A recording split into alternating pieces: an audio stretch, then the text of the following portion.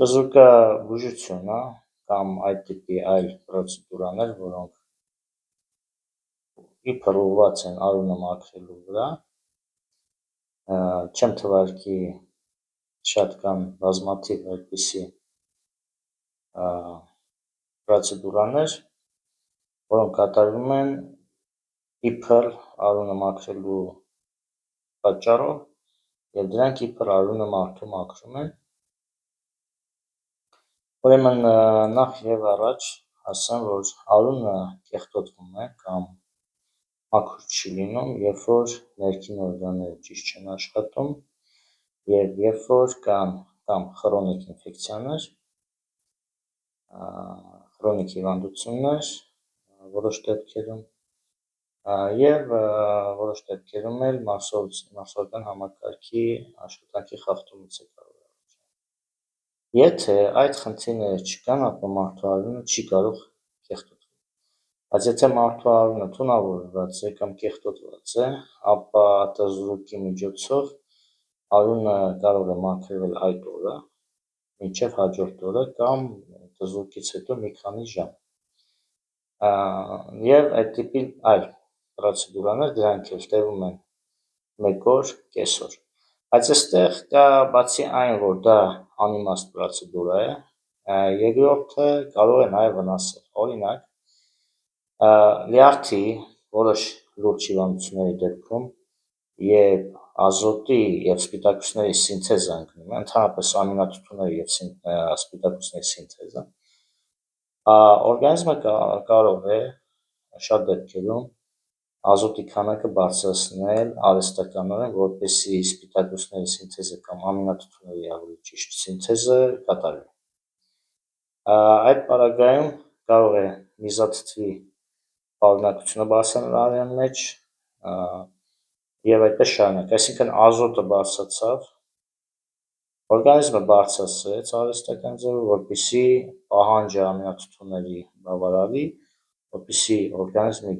գեները չմահանան և ընդհանրապես սպիտակուցները օրգանիզմի չմահանան։ Հիմա, եթե արյունը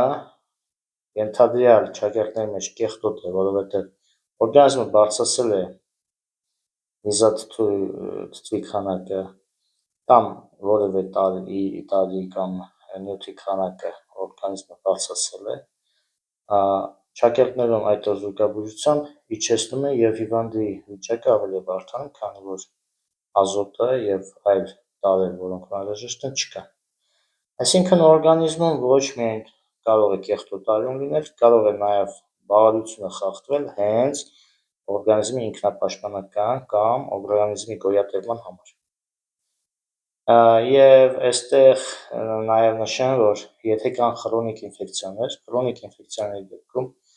բակտերիաները կարող են ապրել պարազիտի նման, սիմբիոզի մեջ են մտնում հյուսվածքների, օրգան համակարգերի հյուսվածքների հետ և այդտեղից կարող են աղտոտել արյունը, թունավորել, այդպես է կոչվում։ Այդ դեպքում